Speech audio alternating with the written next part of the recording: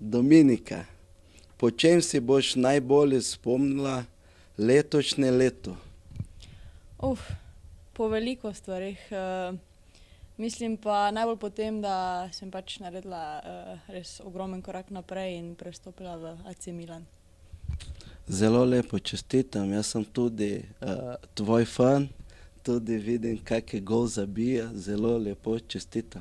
Najlepša hvala. Je velika čast, da ti to rečeš. Hvala. Kako ti gre italijanščina? Kar dobro, glede na to, da sem komaj od avgusta tam, razumem že čisto vse. Govorim pa tudi za silo, tako da, ko je treba, se zmenim. Ja, dosti čuješ piano ali kak je to? Ja, piano oziroma korak po korak ali počasi.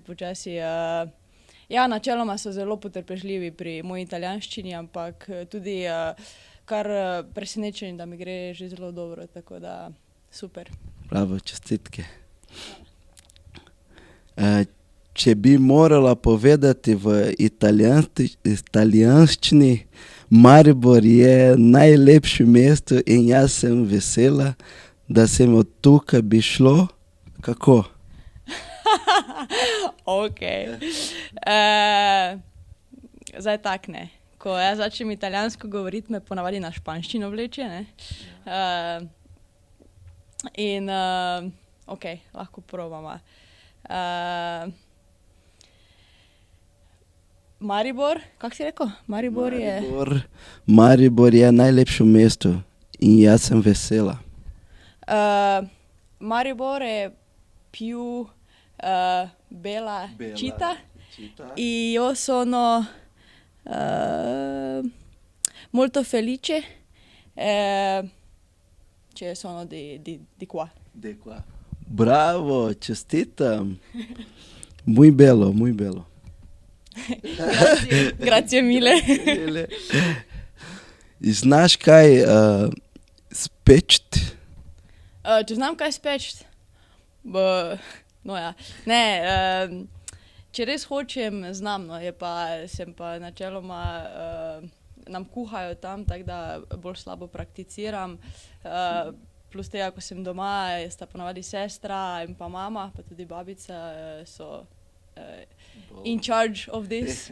Tako da, ampak ja, bi se dalo kaj. Znaš ti jabolčni štrudel kuhati? Veš da, enkrat sem ga celo naredila, enkrat samo do zdaj, ampak ja, saj pravim, če je sila, se da. Dobro, en dan kuhaj, da tudi jaz bom probal, dobro? Okej, evo, jaz mislim, zdaj v sredo greš, ne, na dopust, ko prideš iz dopusta, te povabim k meni na jabolčni štrudel. Super, vi ste to poslušali, hvala lepa. Še eno, povej mi recept, kako postaneš tako popularni na družbenih omrežjih. Recept, ja, najprej imaš nekoga, ki ti zna svetovati o tem, ne. Drugače pa, tako kot pri vseh stvareh, če delaš, če se trudiš, seveda moraš delati neko konstanto, vlagati dosti energije, dosti časa in potem rezultat ne izostane. Bravo, hvala. Če bi bila pevka, kakšno zvrsti bi pela in čem bi pela? Če bi bila pevka, jaz ti povem, da sem jaz pevka, vsak dan potušem, ne. Ampak tam tudi ostane, ker načeloma ni to za javnost. Kako zvrst?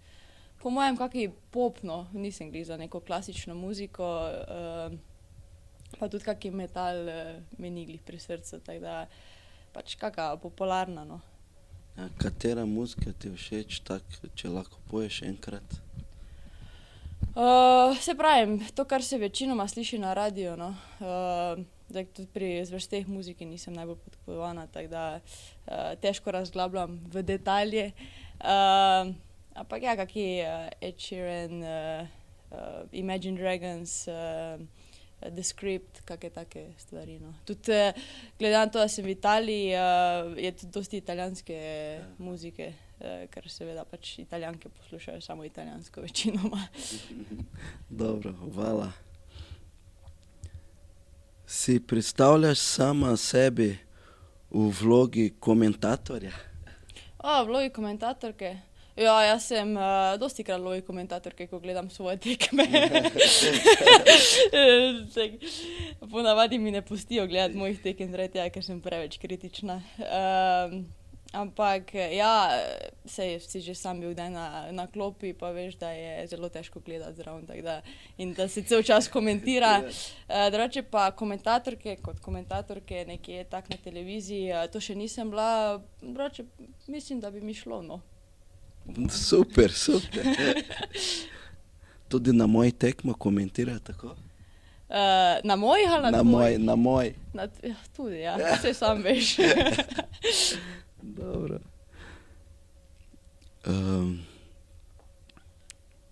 Če bi imela svojo knjigo, kakšen bi bil naslov? Aha, najprej bom imela svojo knjigo. Naslov pa verjetno, da je čisto vse mogoče, no. Everything is possible, zaradi tega, ker je dejansko moja pot že do zdaj, pa jaz mislim, da je to še vedno začetek, pokazatelj tega, no, da res, če si nekaj želiš in če za nekaj delaš, potem je res vse mogoče. Bravo, čestitam. Jaz bom kupil tvojo knjigo. Hvala, ne, tebi bom jo podarila. Hvala. Poslušaš Čuke?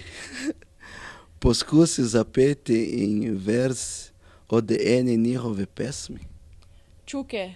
Ja, mislim Čuke, vsi poznamo Čuke, ne, zdaj poslušam jih glih neredno, ne.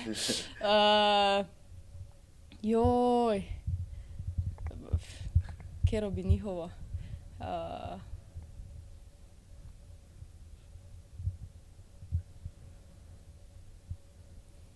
Saj ne vem, če je to ta njihova, ne.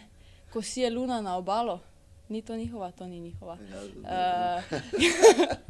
Viš to, jaz slovenske, saj nisem najbolj ponosna na to. Kaka Siddharta, pa to kaj mi ne moreš kaj takega dati. Čuki.